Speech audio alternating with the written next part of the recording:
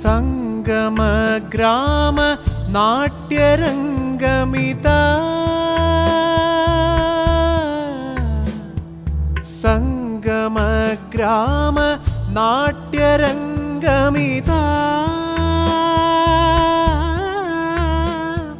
ശതകാർത്ഥ സംഗമം ആഘോഷിപ്പൂ തുംഗശോഭം തുംഗശോഭം സ്വാഗതം സ്വാഗതം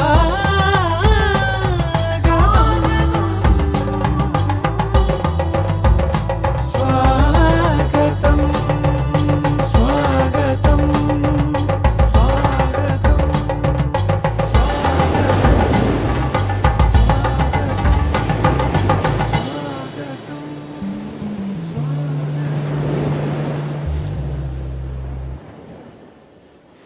എല്ലാവർക്കും നമസ്കാരം. സുവർണം സമാപനത്തിൻ്റെ 4ാം ദിവസം ഇവിടെ സമാരംഭിക്കുകയാണ്. ഉണ്ണായി വാര്യരുടെ സങ്കല്പ ഛായാചിത്രത്തിന് മുമ്പിൽ വിളക്കുകൊളുത്തി നമ്മുടെ ഇന്നത്തെ ദിവസം ആരംഭിക്കാം. ത്രിവിക്രമൻ നമ്പൂതിരിപ്പാടിനെ സാദരം തിരിതെളിയിക്കാനായിട്ട് ക്ഷണിക്കുന്നു.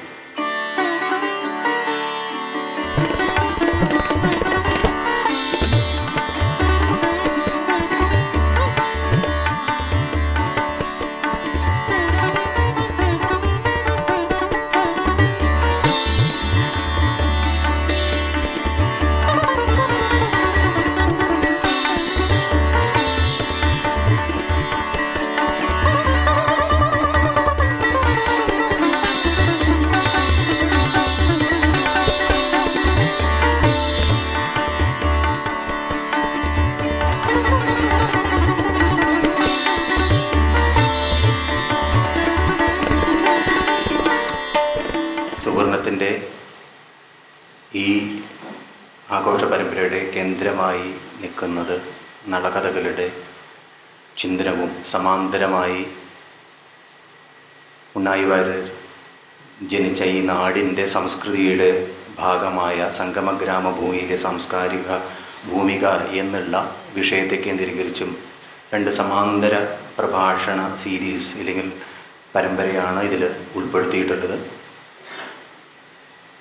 നമ്മളെല്ലാവരും കരുതുന്ന പോലെ ഉണ്ണായി വാര്യർ എഴുതപ്പെട്ടു എന്ന് നമ്മൾ വിശ്വസിക്കുന്ന ശ്രീരാമ പഞ്ചശതി എന്ന ഭക്തികാവ്യം, ആ ഭക്തികാവ്യത്തെ അടിസ്ഥാനമാക്കിയുള്ള ഒരു വിചിന്തനമാണ് ഇന്നത്തെ സംഗമഗ്രാമ ഭൂമിയിലെ സാംസ്കാരിക ഭൂമിയുടെ പ്രഭാഷണ പരമ്പര ആരംഭിക്കുകയാണ്. എന്തുകൊണ്ടും ഉചിതമായ ഒരു വിഷയത്തെ കേന്ദ്രീകരിച്ചുകൊണ്ടും ഉണ്ണായി വാര്യർ ആയി ബന്ധപ്പെട്ട് നിൽക്കുന്ന ഏറ്റവും കേന്ദ്രമായ ഒരു വിഷയം അതിൽ അധികരിച്ചുകൊണ്ടുള്ള ഒരു പ്രഭാഷണവുമാണ് ഈ ഒരു സാംസ്കാരികോത്സവത്തിൻ്റെ ഭാഗമായി ഉൾപ്പെടുത്തിയിട്ടുള്ളത്. ഈ ഒരു വിഷയത്തിൽ PhD നേടിയ ഡോക്ടർ ജലജ ഇരിങ്ങാലക്കുടക്കാരി തന്നെയാണ്. ഇവിടെ ജനിച്ചു വളർന്ന് ഇവിടെ പഠനം നടത്തി തുടർന്ന് ബിരുദാനന്തര PhDയും കരസ്ഥമാക്കിയ ഡോക്ടർ ജലജയെ നമ്മൾ സുവർണത്തിൻ്റെ ഭാഗമായി അവരെ ആദരിക്കുകയുണ്ടായി. ഈ ഒരു വിഷയത്തെ അധികരിച്ച് നമുക്ക് കൂടുതൽ വെളിച്ചം വീശുന്ന വിഷയങ്ങളും ഒപ്പം സമാന്തരമായി ഉണ്ണായി വാര്യരുടെ മറ്റു കൃതികളുമായി ബന്ധപ്പെടുത്തിയിട്ടുള്ള വിചിന്തനവും നമുക്ക് കൂടുതൽ ഉൾക്കാഴ്ച നൽകുമെന്നുള്ള ശുഭപ്രതീക്ഷയിൽ അവരെ സാദരം വേദിയിലേക്ക് പ്രഭാഷണത്തിനായി ക്ഷണിക്കുന്നു.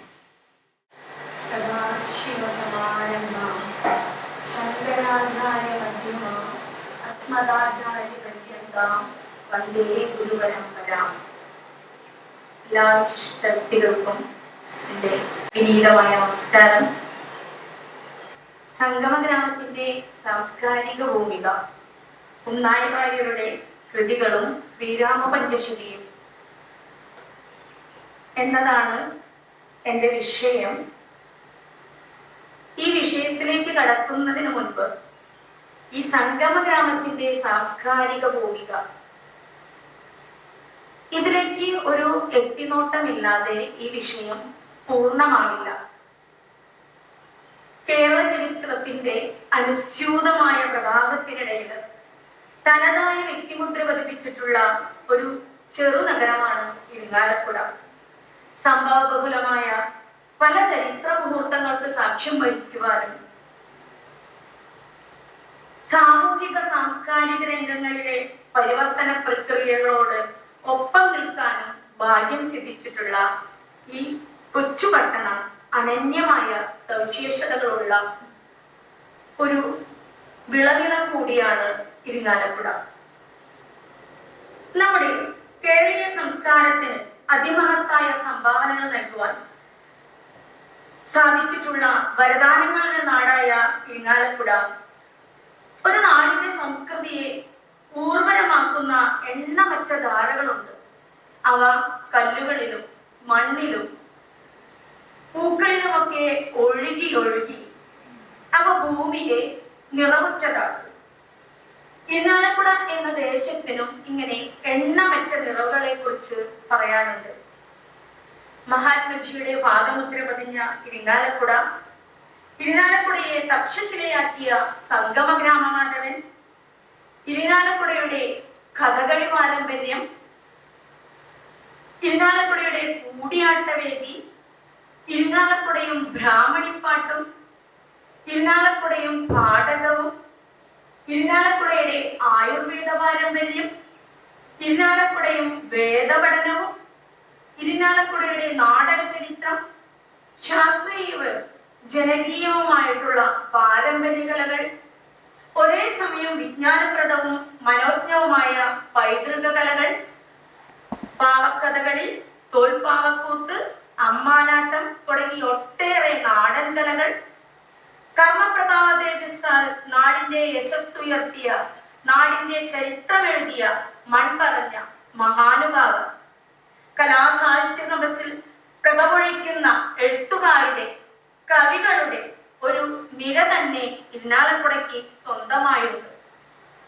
കൂടാതെ നാടകരംഗത്തും സിനിമാ രംഗത്തും വ്യക്തിമുദ്ര പതിപ്പിച്ചിട്ടുള്ള ഒട്ടേറെ വ്യക്തിത്വങ്ങളെ നമുക്കിവിടെ ദർശിക്കാനാവും.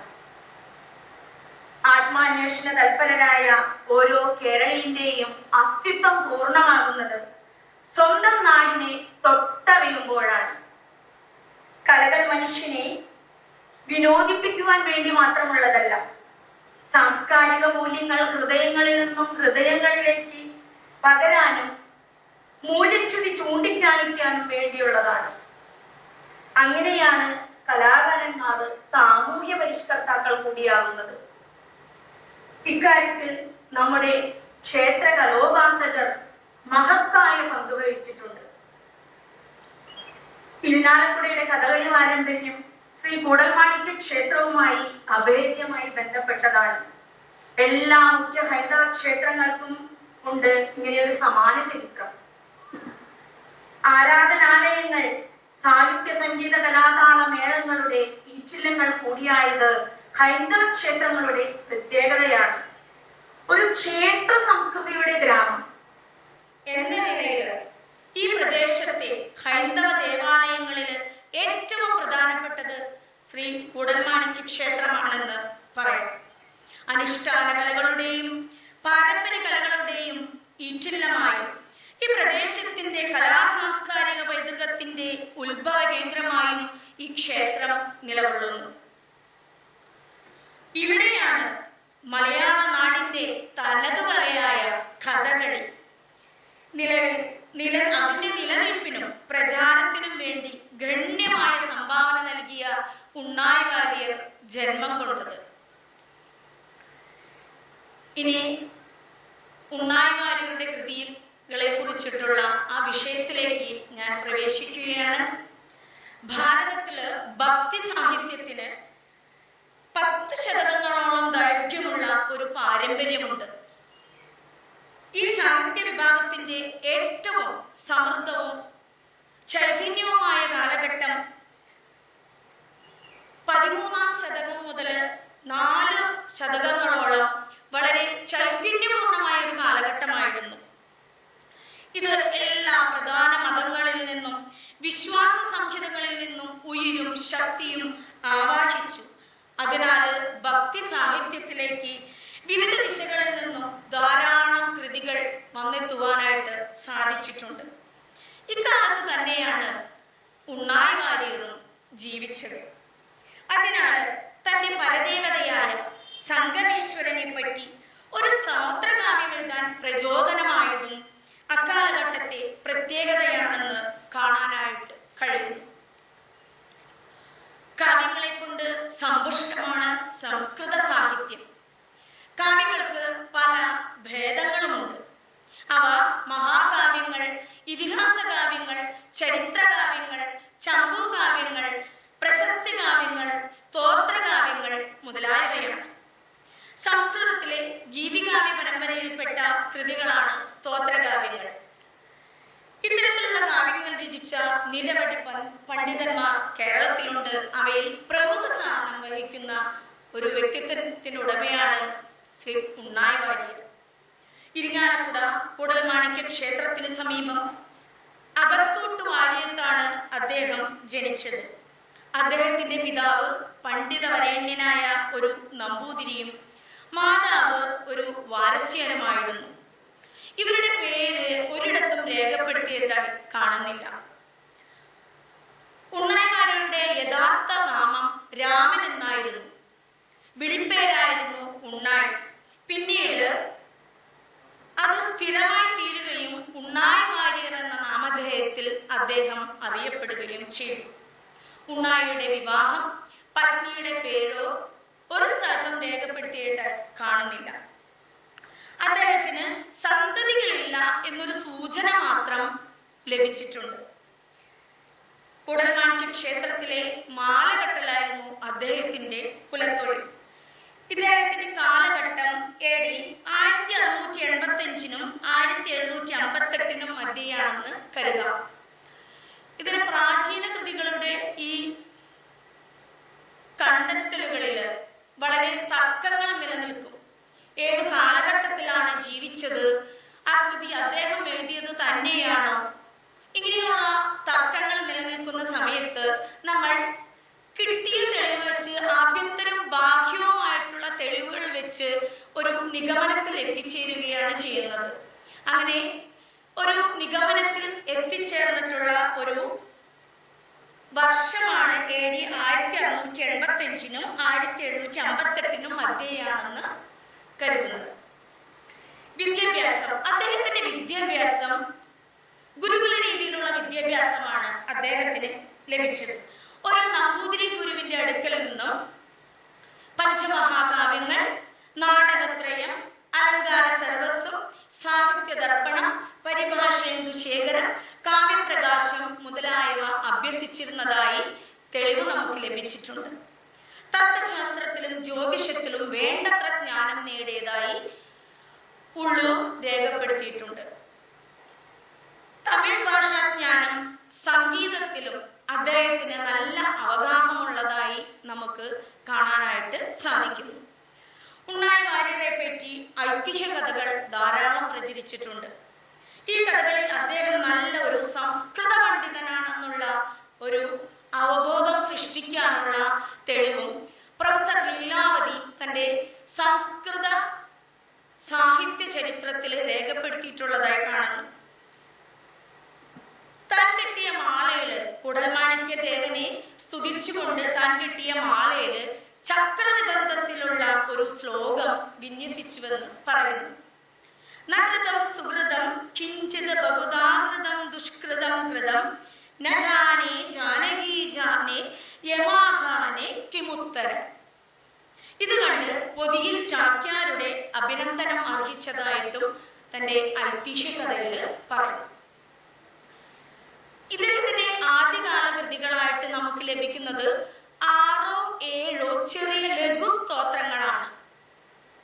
താടിക്കേണ്ടെന്ന് ചൊല്ലി കൊടിയ തടിയുമായി എന്ന് തുടങ്ങുന്നതും ദശരഥസുതനെന്നും ദാവദാഗ്നി എന്നും തുടങ്ങുന്നത് കരിങ്ങാടൊത്തിപ്പൊരുതുമലർ നില്ലപ്പ നില്ലപ്പ നില്ലു നില്ല് തുടങ്ങിയ മലയാളത്തിലുള്ള ചെറു 4 5 വരികളുള്ള ഒരു കുറച്ച് ശ്ലോകങ്ങളാണ് അദ്ദേഹത്തിന്റെ മലയാളത്തിൽ നമുക്ക് കിട്ടുന്ന ആദ്യകാല കൃതികൾ. പിന്നെ വടക്കുന്നാഥനെ സ്തുതിക്കുന്ന ഒരു ശ്ലോകം, ചന്ദ്രചൂട ദേഹിമേ ശംഭോ വൃക്ഷാചല മന്ദിര നിവാസ ശംഭോ എന്ന് തുടങ്ങുന്ന വടക്കുന്നാഥനെ സ്തുതിക്കുന്ന ഒരു 12-14 വരികളുള്ള ഒരു ശ്ലോകവും ഇദ്ദേഹത്തിൻ്റെതായി നമുക്ക് ലഭിച്ചിട്ടുണ്ട്. കൂടൽമാണിക്യ പരദേവതയെ സ്തുതിക്കുന്ന ഒരു ശ്ലോകം സാന്ദ്രാനന്ദാംബുരാശിം സരസിജഗലിത സബ്ദരാ മുഗ്ധഗാത്ര്യ വധ്വാലക്ഷ്മ്യാ ദരിദ്ര പരിചരിതപദം മുക്തിദം ഭക്തിഭാജ ശ്രീമൻ മാണിക്യരത്നദുതിമിളിതതനും ദേവദേവം മുകുന്ദം വന്ദേ ശ്രീസംഗമേശം കരകലിതഗദാ ശംഖചക്രാക്ഷമാല എന്ന് തുടങ്ങുന്ന ഈ ശ്ലോകവും കൂടൽമാണിക്യ സംഗമേശനെ സ്തുതിക്കുന്ന ഒരു ശ്ലോകമായിട്ട് ഉള്ളൂർ തന്റെ സംസ്കൃത സാഹിത്യ ചരിത്രത്തിൽ രേഖപ്പെടുത്തിയിട്ടുള്ളതായി കാണുന്നു. ഉണ്ണായി വാര്യരുടെ ഗൃഹം നിലനിന്നിരുന്നത് കൂടൽമാണിക്യ ക്ഷേത്രത്തിന് തെക്ക് ഭാഗത്തുള്ള ക്ഷേത്രക്കുളത്തിന് സമീപത്താണ്. അദ്ദേഹത്തിന്റെ വീടിന്റെ പുരത്തറയും ഒരു ചെറിയൊരു നാലുകെട്ടും 1104 വരെ അവിടെ നിലനിന്നിരുന്നു.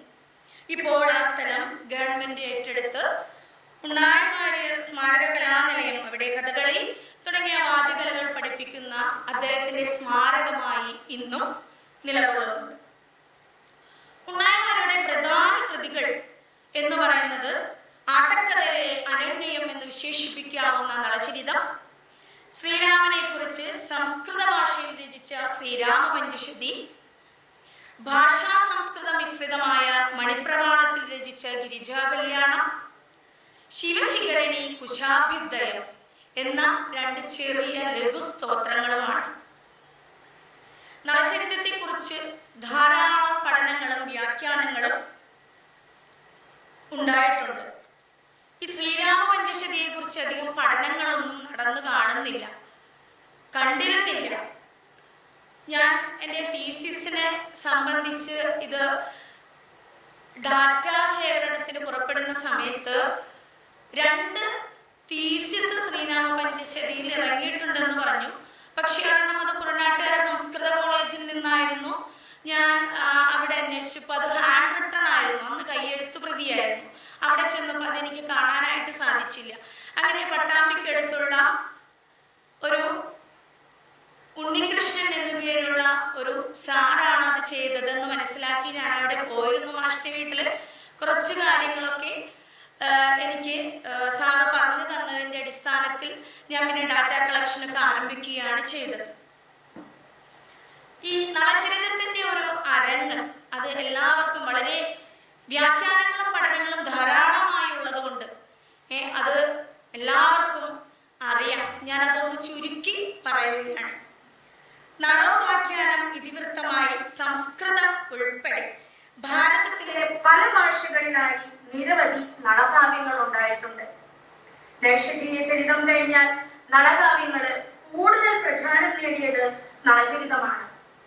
നളകഥയെ ഉപജീവിച്ച് വേറെയും ആട്ടക്കഥകൾ ഉണ്ടായിട്ടുണ്ട്. അവയ്ക്ക് ഇത്ര സ്വീകാര്യത ലഭിച്ചില്ല. ഇന്ന് ഏറെ ശ്രദ്ധിക്കപ്പെട്ടുവെങ്കിലും അത് രചിച്ച കാലഘട്ടത്തിൽ വേണ്ടത്ര ശ്രദ്ധിക്കപ്പെടാതെ പോയി. 18-ാം നൂറ്റാണ്ടിന്റെ ഉത്തരാർദ്ധത്തിൽ തിരുവനന്തപുരം ശ്രീപത്മനാഭ സ്വാമി ക്ഷേത്രത്തിൽ അരങ്ങേറിയതായി രേഖയുണ്ടെങ്കിലും കേരളത്തിൽ വ്യാപകമായി അഭിനയിച്ചു തുടങ്ങിയത് 20-ാം നൂറ്റാണ്ടിന്റെ 2ഉം 3ഉം ദശകങ്ങളോടെയാണ്. ഇതിന്റെ ഒരു കാരണമായിട്ട് തോന്നുന്നത് കേരളത്തിലെ അന്നത്തെ അന്തരീക്ഷം യുദ്ധമുഖരിതമായിരുന്നു. പ്രധാനമായും കഥകളിക്ക് നേതൃത്വം നൽകിയവർ രാജാക്കന്മാരും സേനാനായകന്മാരുമായിരുന്നു. ആട്ടക്കഥകളിൽ സാധാരണയായി യുദ്ധത്തിനും വധത്തിനും മറ്റുമാണ് കവികൾ പ്രാധാന്യം നൽകിയിരുന്നത്.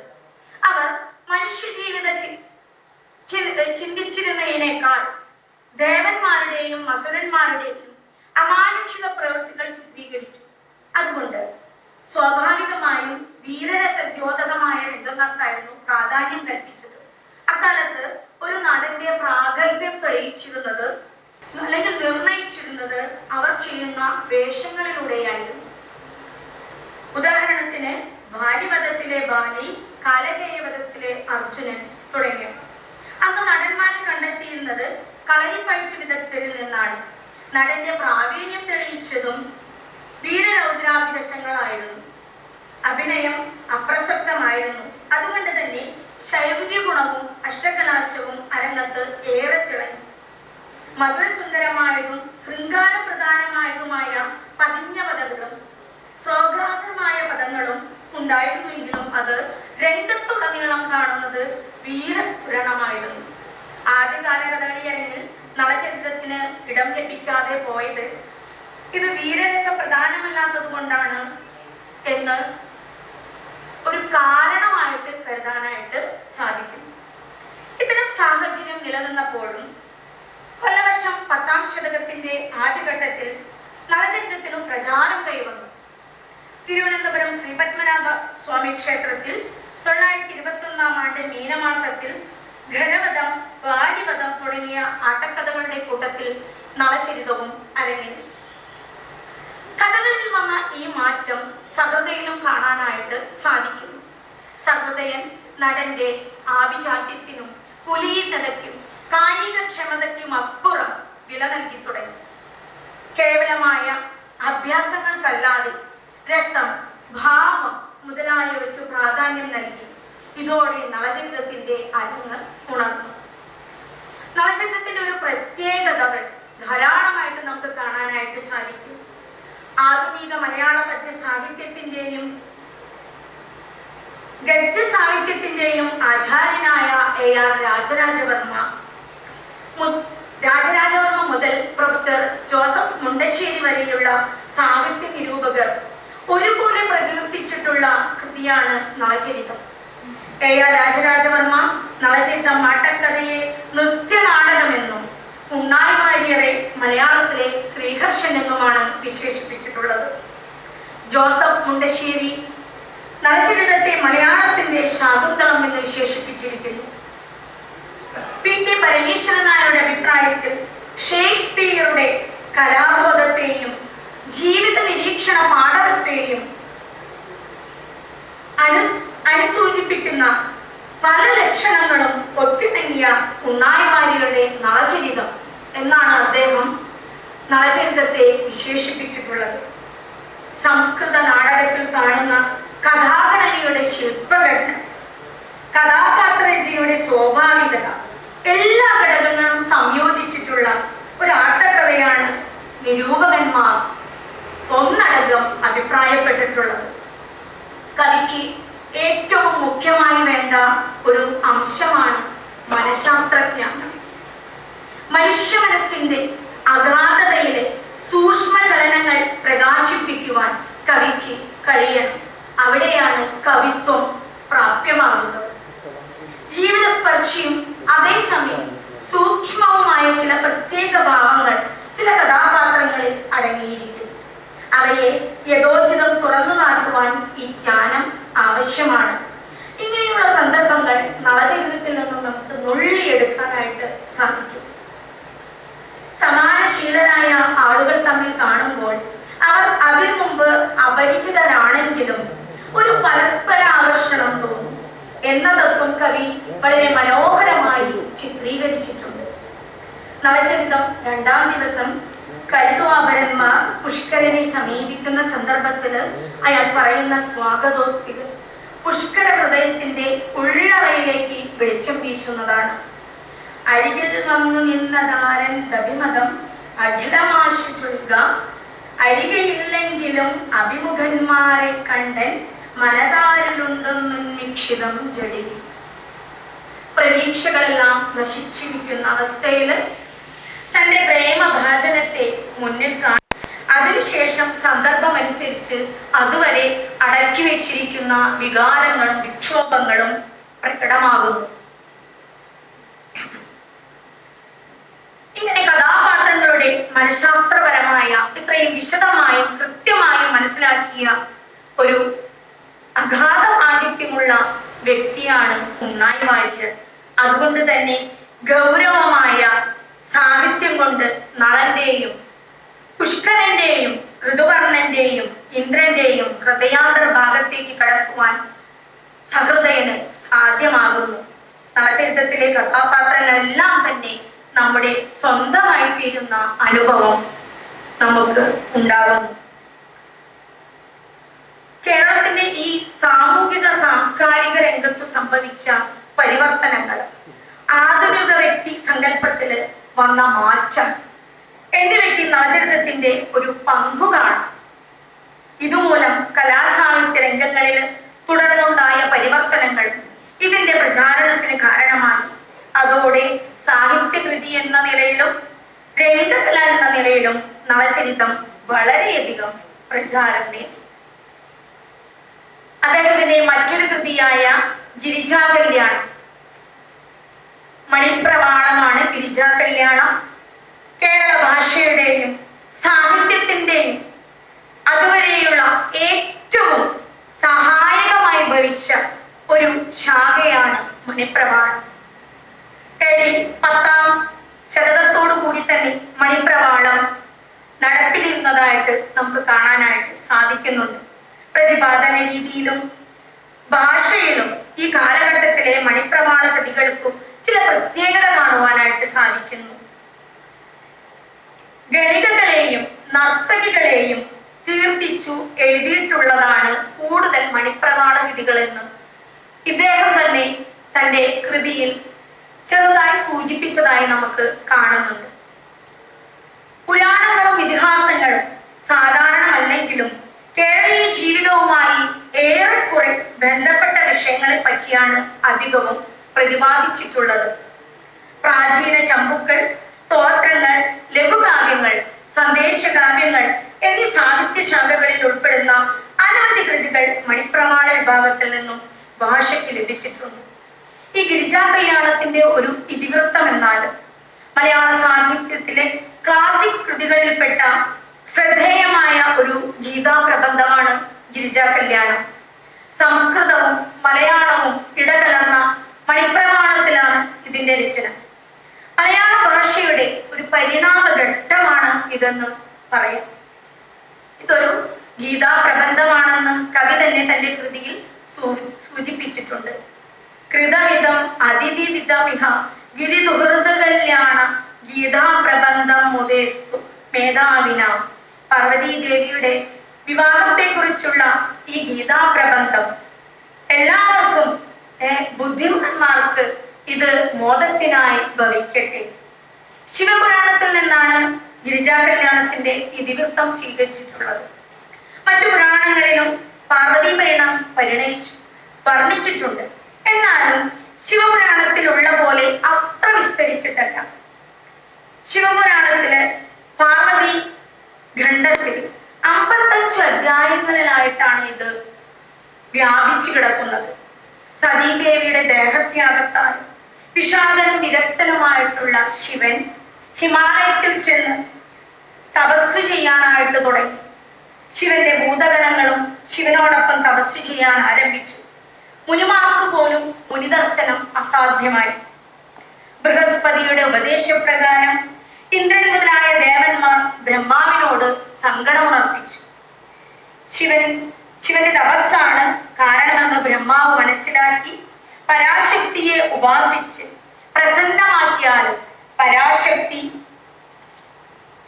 ഹിമവാന്റെ പുത്രിയായി പിറന്ന് പരമേശ്വരന്റെ പത്നിയായി ഭവിക്കും. അപ്പോൾ ലൗകിക ജീവിതം വീണ്ടും ലഭിക്കുമെന്ന് ഉപദേശിച്ചു. ബ്രഹ്മാവിൽ നിന്ന് ഈ വാർത്ത ശ്രദ്ധിച്ചതിനു ശേഷം പരാശക്തിയെ ഉപാസിച്ചു. പ്രസന്നയായി പരാശക്തി പ്രത്യക്ഷപ്പെട്ട് ഈ പ്രശ്നത്തിന് ശാശ്വത പരിഹാരം നേടാമെന്ന് ഉറപ്പുകൊടുക്കുകയും ചെയ്തു.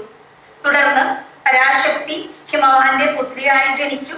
ഈ പരാശക്തിയുടെ അവതാരം ദേവലോകം വളരെ ആഘോഷമാക്കി തീർക്കുകയും ചെയ്തു. ശിശുവിനെ ദർശിക്കാൻ എല്ലാവരും ഹിമവാന്റെ കൊട്ടാരത്തിലെത്തി. ശിശുവിനെ ഹിമവാൻ കാളി എന്ന് പേരിട്ടു. കൊട്ടാരത്തിലെത്തി പ്രജകൾ ഈ കൊട്ടാരത്തിലേക്ക് ഈ പുത്രിയെ കാണാനായിട്ട് വരുന്നവർ ധാരാളം ഉണ്ടായി. അവരെല്ലാവരും ഇവരെ വിളിപ്പേരായ പാർവതി എന്നും ഉമയെന്നും വിളിച്ചു. ബാല്യകാലത്തില് പിതാവിന്റെ സദസ്സിൽ ചെന്നിരുന്ന് മഹർഷിമാർ പറയുന്ന ശിവമാഹാത്മ്യ കഥകൾ കേട്ട് ശിവനോട് ഭക്തി തോന്നി. ക്രമേണ ശിവസ്മരണ കൂടാതെ ഒരു നിമിഷം പോലും കഴിയാൻ വയ്യെന്നായി. നാരദൻ ഹിമവാനോട് തന്റെ പുത്രി ശിവന്റെ പത്നിയായിത്തീരുമെന്ന് പ്രവചിക്കുകയും ചെയ്തു. കാമദേവനെ ഭസ്മീകരിച്ച കഥയും നാരദൻ പറഞ്ഞു കേൾപ്പിച്ചു. പാർവതി ശിവനെ ലഭിക്കുവാൻ ഹിമാദ്രിയിൽ ഒരിടത്ത് തപസ്സാരംഭിച്ചു. പർണശാല നിർമ്മിച്ച് പരവതി ധരിച്ച് കഠിനമായ തപസ്സനുഷ്ഠിച്ചു. നമുക്ക് എല്ലാവർക്കും അറിയാവുന്ന കഥയാണ്. പാർവതിയെ പരീക്ഷിക്കാനായിട്ട് ശിവൻ ബ്രാഹ്മണ വേഷത്തിൽ വടുരൂപധാരിയായി അവിടെ ചെന്നു. തന്റെ തപസ്സിന് വിഘ്നം വരുത്തുവാനായിട്ട് അദ്ദേഹം ശിവനെ ഒരു കോമാളിയായിട്ടും ശ്മശാനത്തിൽ വസിക്കുന്ന ഭൂതഗണങ്ങൾ സുഹൃദ്ഗണങ്ങളായിട്ടുള്ള ശരിക്കും വസ്ത്രം പോലും ധരിക്കാതെ മരമുരി പുലിത്തോല് ധരിച്ചുകൊണ്ടിരിക്കുന്ന ശിവനെന്ന് കളിയാക്കി പാർവതിയെ ശിവനെ പരിഹസിക്കുന്ന വിധത്തില് കുറേയേറെ വർണ്ണിച്ചു കേൾപ്പിച്ചു. ഇതിൽ നിന്നെല്ലാം പാർവതി അതൊന്നും ചെവിക്കൊണ്ടില്ല. ഇതിൽ നിന്നും സ്വന്തം രൂപം ധരിച്ച് ശിവൻ അവിടെ പ്രത്യക്ഷപ്പെട്ടു.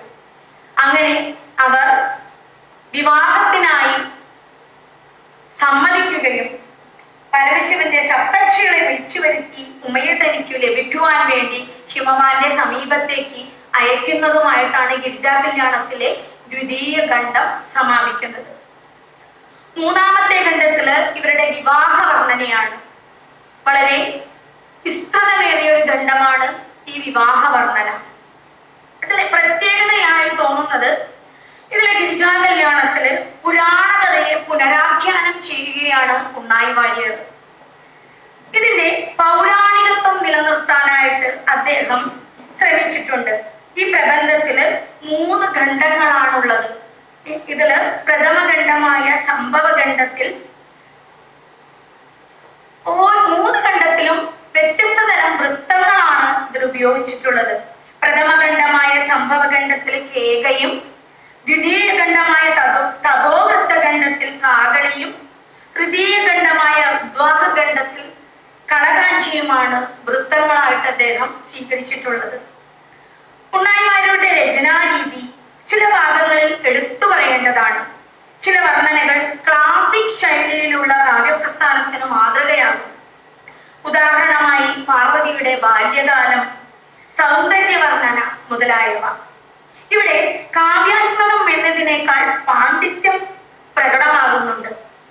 ഭാവനയിലേക്കാൾ ചിന്തയ്ക്കാണ് അദ്ദേഹം പ്രാധാന്യം കൊടുത്തിട്ടുള്ളത്. പണ്ഡിതോചിതമായിട്ടുള്ള ആശയവക്രതയും പ്രൗഢമായിട്ടുള്ള രചനാശൈലിയും കൊണ്ട് വർണ്ണന ചില സ്ഥലങ്ങളിൽ ദുർഗ്രഹവും ശുഷ്കവുമായിട്ട് കാണപ്പെടുന്നു.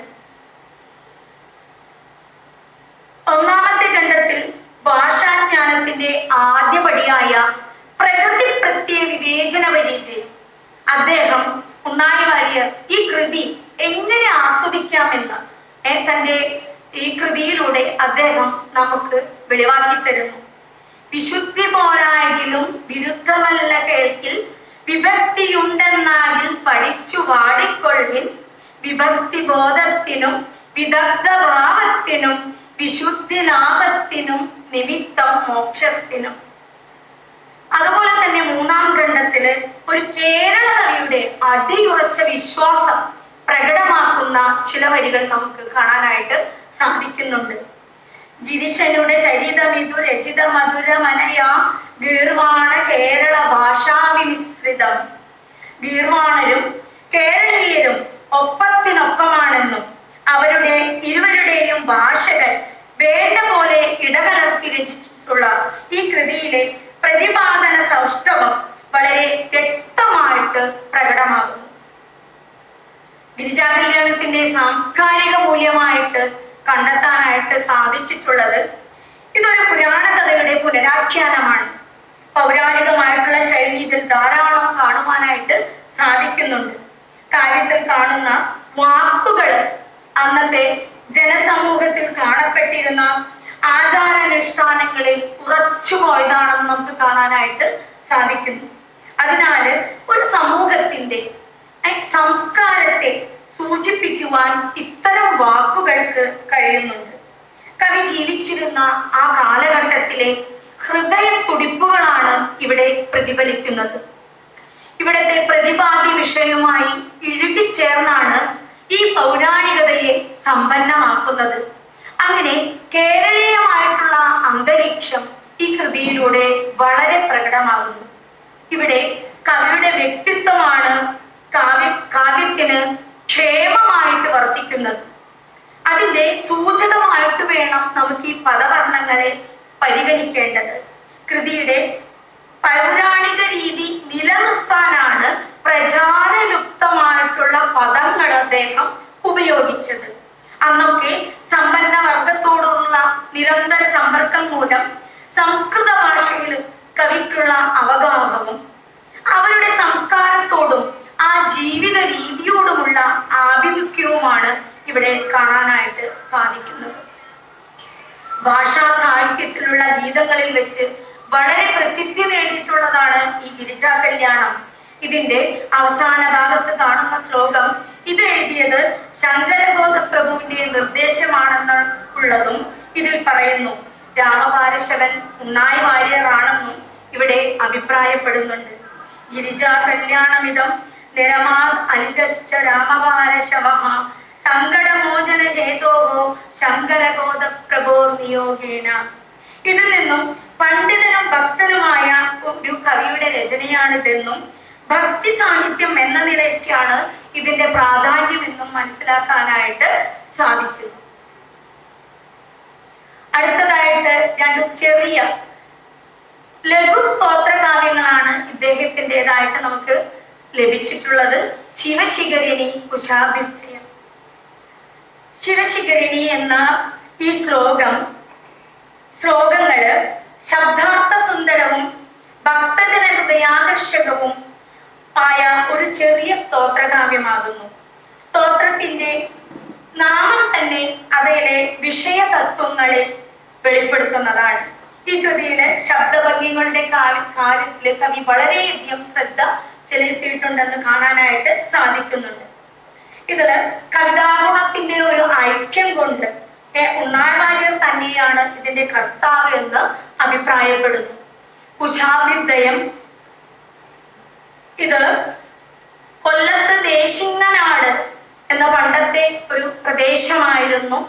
ഈ പ്രദേശത്ത് കവി ജയസിംഹാന്വയ ജാതനായ രാമവർമ്മ രാജാവിന്റെ ഓജസ്സും പ്രതാപത്തെയും പുകഴ്ത്തി പാടിയിരിക്കുന്ന ചെറിയതും നമുക്ക് വളരെ ആകർഷകമായി തോന്നുന്നതാണ് ഈ ചെറിയൊരു കാവ്യം.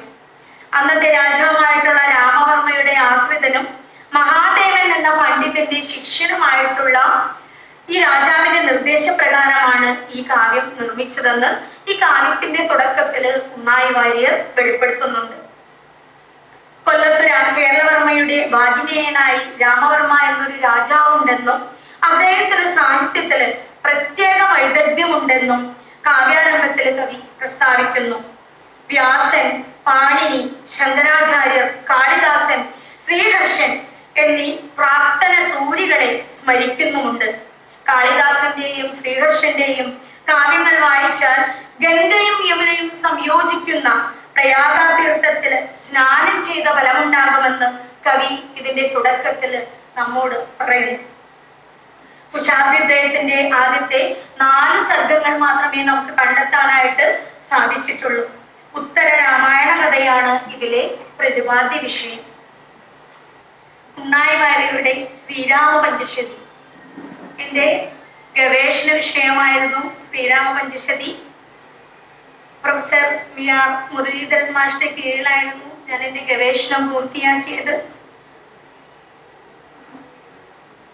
ഉണ്ണായി വാര്യർ ഇങ്ങനെയൊരു ശ്രീരാമ പഞ്ചശതി എന്നുള്ള സംസ്കൃത കാവ്യം എഴുതിയിട്ടുണ്ടെന്ന് ഉള്ളതല്ലാതെ ഈ ശ്രീരാമ പഞ്ചശതിയെ കുറിച്ച് പഠനങ്ങളോ വ്യാഖ്യാനങ്ങളോ ഒന്നും കണ്ടെത്താനായിട്ട് സാധിച്ചിട്ടില്ല. ഞാൻ ഇതിന്റെ ദത്തശേഖരണത്തിനായി പുറപ്പെടുന്ന അവസരത്തില് മാഷുമാരോട് സംസാരിച്ചതിന്റെ വെളിച്ചത്തിൽ 1-2 തീസിസുകൾ പുറത്തിറങ്ങി എന്നുള്ളത് അറിഞ്ഞതല്ലാതെ എനിക്കത് കാണാനോ അതിലെന്താണ് ഉൾപ്പെടുത്തിയിട്ടുള്ളത് എന്നറിയാനോ എനിക്ക് സാധിച്ചിട്ടില്ല. 3-4 വർഷത്തിന് ശേഷം എനിക്കതിൻ്റെ ഒരു ഇംഗ്ലീഷ് പതിപ്പ് കിട്ടുകയും അത് 1979 പുറത്തിറക്കിയതാണെന്ന് അതില് പബ്ലിഷേഴ്സ് ആ ഒരു തീസിസ് അല്ല, ഒരു ചെറിയ പുസ്തക രൂപത്തിലുള്ള ആ രൂപം മാത്രമേ എനിക്ക് കിട്ടിയിട്ടുള്ളൂ. ഞാൻ ഈ വിഷയം എടുക്കാൻ തന്നെ ഞാൻ മുരളീധരൻ മാഷായിട്ട് സംസാരിച്ചപ്പോൾ ഇതിനെക്കുറിച്ച് പഠനങ്ങളൊന്നും ഇല്ലാത്ത സ്ഥിതിക്ക് ദത്തശേഖരണത്തിന് കുറച്ച് വിഷമങ്ങളൊക്കെ നേരിട്ടുവെങ്കിലും ഞാൻ ഉണ്ണായി വാര്യർ സ്മാരക കലാനിലയത്തിലെ ലൈബ്രറിയിൽ വന്ന് എൻ്റെ ഒരു പ്രതീക്ഷ അവിടെ അദ്ദേഹത്തിൻ്റെതായ പഠനങ്ങളും വ്യാഖ്യാനങ്ങളും ഒക്കെ ഉണ്ടെന്ന് കരുതിയിട്ടാണ് ഞാൻ അവിടെ ചെന്നത്. പക്ഷെ എനിക്കൊന്നും തന്നെ അവിടെ നിന്ന് ലഭിക്കാനായിട്ട് സാധിച്ചില്ല. അങ്ങനെ ഞാൻ ഈ ഗവേഷണത്തിലേക്ക് ഇറങ്ങി 5 വർഷം കൊണ്ട് ഞാൻ എൻ്റെ ഗവേഷണം പൂർത്തിയാക്കി. ഞാൻ എൻ്റെ വിഷയത്തിലേക്ക് ശ്രീരാമപഞ്ചശ്രീയിലേക്ക് കടക്കാണ്. ഉണ്ണായി വാര്യർ സംഗമേശ്വരനെ സ്തുതിച്ചുകൊണ്ട് രചിച്ച ഒരു സ്തോത്രകാവ്യമാണ് ശ്രീരാമപഞ്ചശതി. സംഗമേശ്വരൻ ഭരതനാണെങ്കിലും ശ്രീരാമനായി സങ്കല്പിച്ചുകൊണ്ട് കവി രാമപഞ്ചശതി രചിച്ചിട്ടുണ്ട്. മേൽപ്പത്തൂർ നാരായണ ഭട്ടതിരിയുടെ നാരായണീയത്തെ മാതൃകയാക്കി 50 ദശകങ്ങളിലായി 536 ശ്ലോകങ്ങളിലായിട്ടാണ് ഇത് നിബന്ധിച്ചിട്ടുള്ളത്. ഇതിലെ പ്രതിപാദ്യം രാമായണത്തെ ഇതിവൃത്തമാക്കിയിട്ടാണ് ശ്രീരാമപഞ്ചശതി രചിച്ചിട്ടുള്ളത്. ഇതിലെ പ്രതിപാദ്യം രാമായണമായതിനാലും വിഷയം ശ്രീരാമനമായതിനാലും നാരായണീയത്തെ അനുകരിച്ചിട്ടുള്ള നാരായണീയം ദ്വേതാനാരായണീയം എന്നറിയപ്പെടുന്നത് പോലെ ദ്വേത രാമപഞ്ചശതി എന്നും ഇത് അറിയപ്പെടുന്നുണ്ട്.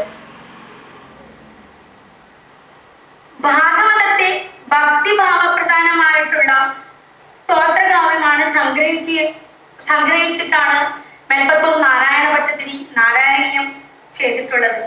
അതുപോലെ തന്നെ രാമായണത്തെ ആസ്പദമാക്കി തന്റെ ഭക്തിക്കുതകുമാർ തന്റെ ഇഷ്ടദേവനോട് മനസ്സിലുള്ള മാലിന്യമെല്ലാം നീക്കി എന്നെ ദുഷ്ടജന സംസർഗത്തിൽ നിന്ന്, അദ്ദേഹത്തിന്റെ ശ്രീരാമപഞ്ചശതിയിൽ ഒരേ ഒരു ശ്ലോകത്തിൽ നിന്നാണ് അദ്ദേഹത്തിന് ദുഷ്ടജന സംസർഗം മൂലം എന്നെ അതിൽ നിന്നും കരകയറ്റണമേ എന്നുള്ള ഒരു പ്രാർത്ഥന സംഗമേശ്വരനോട് അദ്ദേഹം ചെയ്യുന്നത്. അപ്പോ അങ്ങനെയുള്ള അധർമ്മ തന്റെ മനസ്സിലുള്ള നീച ചിന്തകളൊക്കെ അകറ്റി അധർമ്മ മാർഗത്തിൽ നിന്ന് എന്റെ ഇതിൽ മോചിപ്പിക്കണം എന്നുള്ള പ്രാർത്ഥന ആ ഒരൊറ്റ ശ്ലോകത്തിൽ നമുക്ക് കാണാനായിട്ട് സാധിക്കുന്നുണ്ട്. അദ്ദേഹത്തിന്റെ വാർദ്ധക്യ ദശയിലാണ്, ഏതാണ്ട് 60 വയസ്സിനോടടുത്താണ് ഉണ്ണായി വാര്യർ മേൽപ്പത്തൂർ നാരായണ ഭട്ടതിരിയുടെ നാരായണീയ ഗ്രന്ഥം കാണാനായിട്ട് കഴിഞ്ഞിട്ടുള്ളത്. അത് വായിച്ചതോടെ അതുപോലെ ഒരു സ്തോത്രഹാരം തന്റെ സംഗമേശ്വരനും സമർപ്പിക്കണമെന്ന ഒരു ആഗ്രഹം അദ്ദേഹത്തിന്റെ മനസ്സിൽ ഉദിച്ചു. അതിന്റെ ഫലമായി നാരായണീയത്തിന്റെ മാതൃകയിൽ സംഗമേശ്വരനെ സ്തുതിച്ചുകൊണ്ട് ഉണ്ണായി വാര്യർ നിർമ്മിച്ച ഒരു സ്തോത്രകാവ്യമാണ് ശ്രീരാമപഞ്ചശതി. ഇതിൽ സംഗമേശ്വരനെ ശ്രീരാമനായി പഞ്ചശതിയിലൂടെ സ്തുതിച്ചിരിക്കുന്നത് ഓരോ ദശകത്തിലും 10 ശ്ലോകങ്ങളും ചിലതിൽ 10-ലധികം ശ്ലോകങ്ങളും നമുക്ക് കാണാനായിട്ട് സാധിക്കുന്നുണ്ട്. നാരായണത്തിന്റെ തൊട്ടനുകരണം ഇതിൽ കാണാനായിട്ട് സാധിക്കുന്നത്, ഇതിൽ 17-ാം ദശകത്തിൽ 9 ശ്ലോകങ്ങൾ മാത്രമേ ഉള്ളൂ രാമപഞ്ചശതിയിൽ. അതേപോലെ നാരായണീയത്തിൽ ഒരു ദശകത്തില് 9 ശ്ലോകങ്ങൾ മാത്രമേ നിബന്ധിച്ച് കാണുന്നുള്ളൂ. തന്റെ ഈ സ്തോത്രത്തിലെ ഓരോ ശ്ലോകങ്ങളും ഭക്തി നിർഭരമാണ്.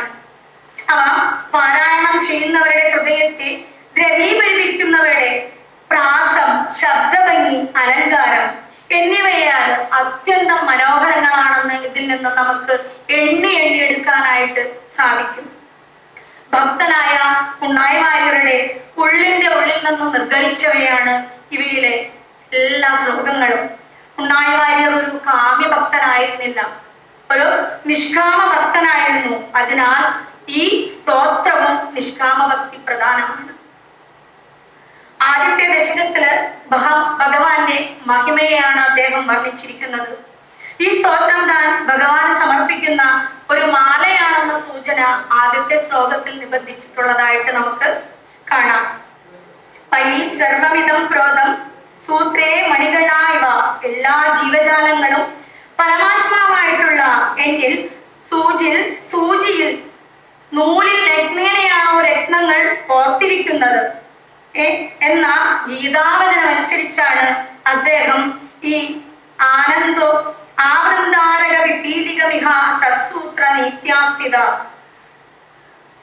ദേവന്മാർ മുതൽ റുമ്പ് വരെയുള്ള ജീവജാലങ്ങളെല്ലാം മാലയിൽ നൂലെന്ന പോലെ ഏതൊരു പരമാത്മാവിൽ കോർക്കപ്പെട്ടിരിക്കുന്നുവോ ആ ഭഗവാനാണ് തന്നെ ആശ്രയിക്കുന്നവർക്ക് ശ്രേയസിനെ നൽകിക്കൊണ്ട് ഇവിടെ ഈ സംഗമപുരിയിൽ നിത്യ സാന്നിധ്യം ചെയ്തുകൊണ്ടിരിക്കുന്നത് എന്നും പ്രതിപാദിച്ചിരിക്കുന്നത്.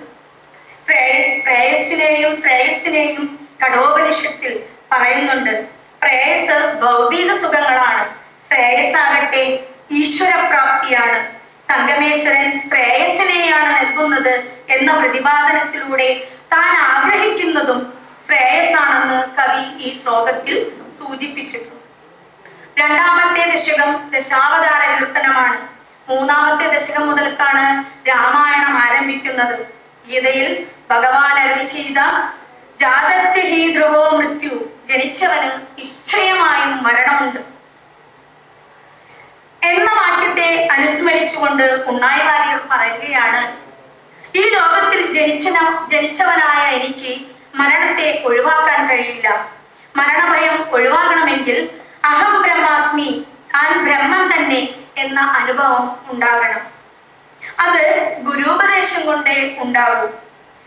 ഉത്തമാധികാരികൾക്ക് മാത്രമേ മഹാത്മാക്കൾ ജ്ഞാനോപദേശം ചെയ്യുകയുള്ളൂ. വെറും മൂഢനായ എനിക്ക് ജ്ഞാനം ഉപദേശിക്കുവാൻ ആരാണ് തയ്യാറാവുക? സംസാരമാകുന്ന രോഗത്തിന് സിദ്ധൌഷധമാണ് രാമായണം എന്ന് ഞാൻ കേട്ടിട്ടുണ്ട്.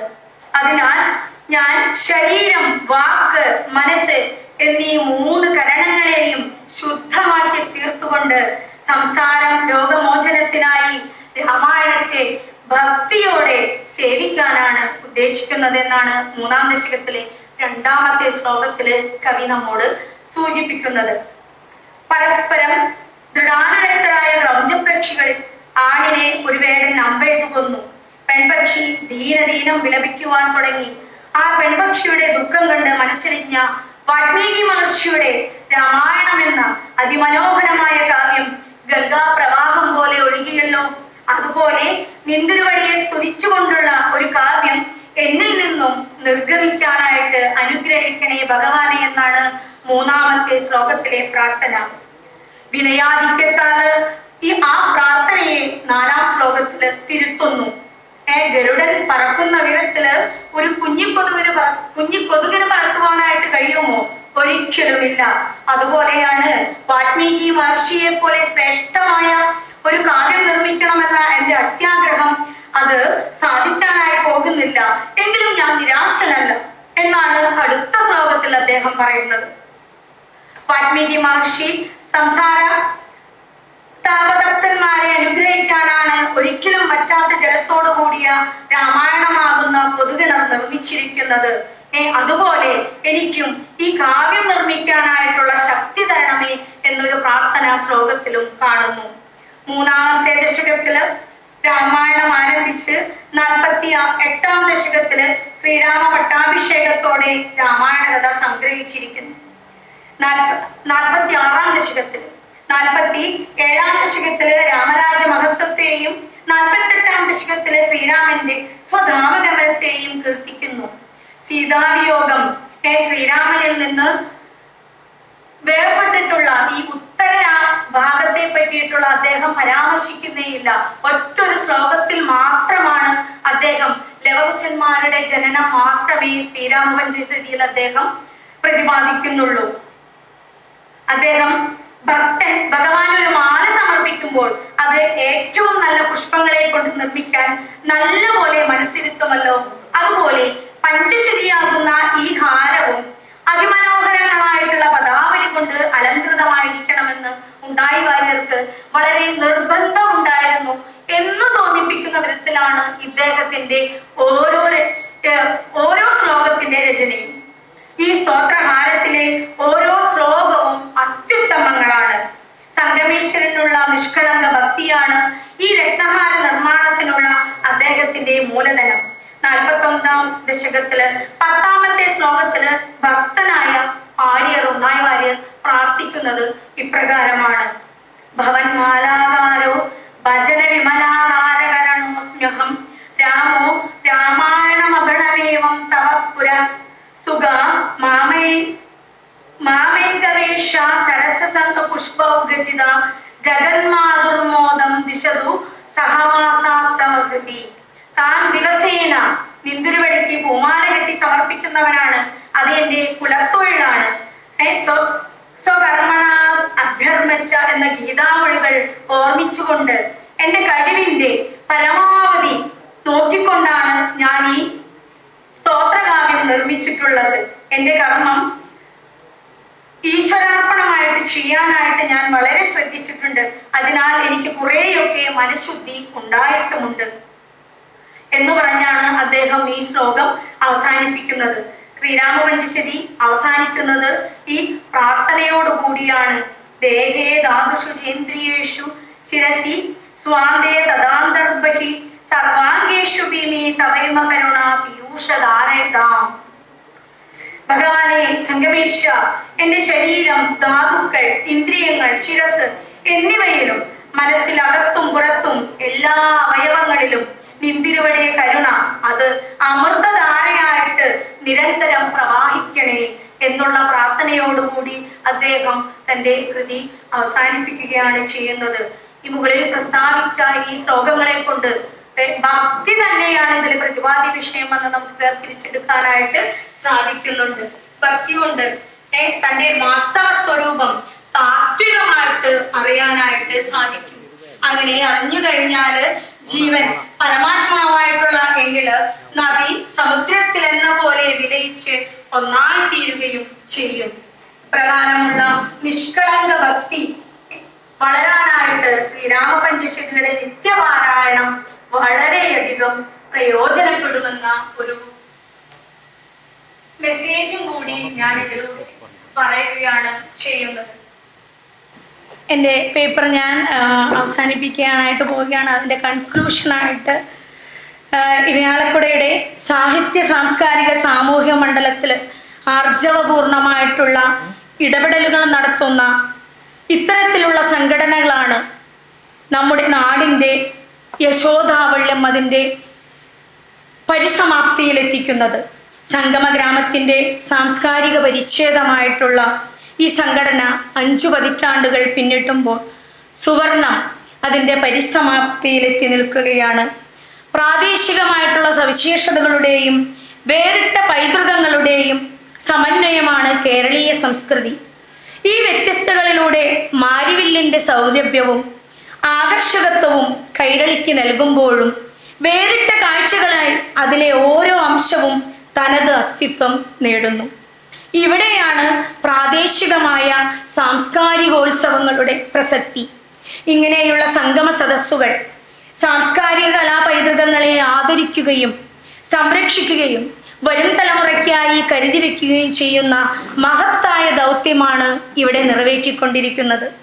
ഇതിൽ എന്നെയും ഒരു ഭാഗഭാക്കാക്കിയതിൽ ഇതിൻ്റെ പിന്നിൽ പ്രവർത്തിച്ചവരോട് ഹൃദയത്തിൻ്റെ ഭാഷയിൽ നന്ദി പ്രകാശിപ്പിച്ചുകൊണ്ട് നിർത്തുന്നു. നന്ദി, നമസ്കാരം.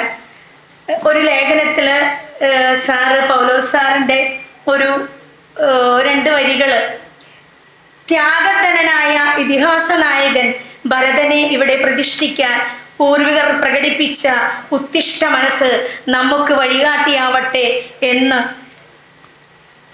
ആശംസിച്ചുകൊണ്ട് നിർത്തുന്നു. നന്ദി, നമസ്കാരം. ഉണ്ണായി വാര്യരുടെ അധികം പ്രചാരത്തിലില്ലാത്ത കൃതികളിലേക്ക് വെളിച്ചം വീശിക്കൊണ്ട് ഡോക്ടർ ജലജ PS ഇവിടെ നടത്തിയ പ്രഭാഷണത്തിന് ഡോക്ടർ KN പിഷാരടി സ്മാരക കഥകളി ക്ലബിൻ്റെ പേരിൽ നന്ദി രേഖപ്പെടുത്തുന്നതിനോടൊപ്പം ഈ പ്രഭാഷണത്തെക്കുറിച്ച് 2 വാക്ക് സംസാരിക്കുന്നതിനായി ശ്രീ ടി വേണുഗോപാലിനെ ക്ഷണിക്കുന്നു. ഒരു മഹാകവിയുടെ 3 വ്യത്യസ്ത കൃതികൾ വളരെ ലളിതമായ ഭാഷയിൽ നമുക്ക് പരിചയപ്പെടുത്തി തരാൻ ശ്രീമതി ജലജ ശ്രമിക്കുകയും അവർ അത് വിജയിക്കുകയും ചെയ്തു. ശ്രീരാമപഞ്ചശതി എന്ന സ്തോത്രകാവ്യം ഗുരുവായൂരപ്പൻ നാരായണീയം ഉള്ളതുപോലെ കുളർമണിക്ക സ്വാമിക്ക് ഒരു രാമായണം സ്വന്തമായിട്ട് വേണമെന്ന് കരുതി ഉണ്ണായി വാര്യർ രചിച്ചതാണ്. അതുപോലെ തന്നെ ആവശ്യമാണ് കൃതിയുടെ ആധാരമായി മാറുന്നത് എന്ന് അർത്ഥമാക്കുന്ന രീതിയിൽ ശങ്കരൻ കോത കർത്താവിൻ്റെ ആവശ്യപ്രകാരം അദ്ദേഹം ഗിരിജാ കല്യാണം എന്ന ഗീതപ്രബന്ധം രചിക്കുകയും സ്വന്തം ഇഷ്ടപ്രകാരം അവനവൻ്റെ പ്രതിഭ പുറത്തു തെളിയിക്കുന്നതിന് വേണ്ടി രചിച്ച നളചരിത കാവ്യവും വളരെ കുറച്ച് സമയം കൊണ്ട് നമുക്ക് പരിചയപ്പെടുത്തി തരാൻ ശ്രീമതി ജലജയ്ക്ക് സാധിച്ചു. അവരോടുള്ള കൃതജ്ഞത ഞാൻ രേഖപ്പെടുത്തുന്നു. പ്രഭാഷകയെ ആദരിക്കുന്നതിനായി കഥകളി ക്ലബിൻ്റെ സുവർണത്തിനോടനുബന്ധിച്ചിട്ടുള്ള ഒരു മുദ്രണം നൽകി ആദരിക്കുന്നതിനായി കലാമണ്ഡലം പ്രഷീജയെ ക്ഷണിക്കുന്നു.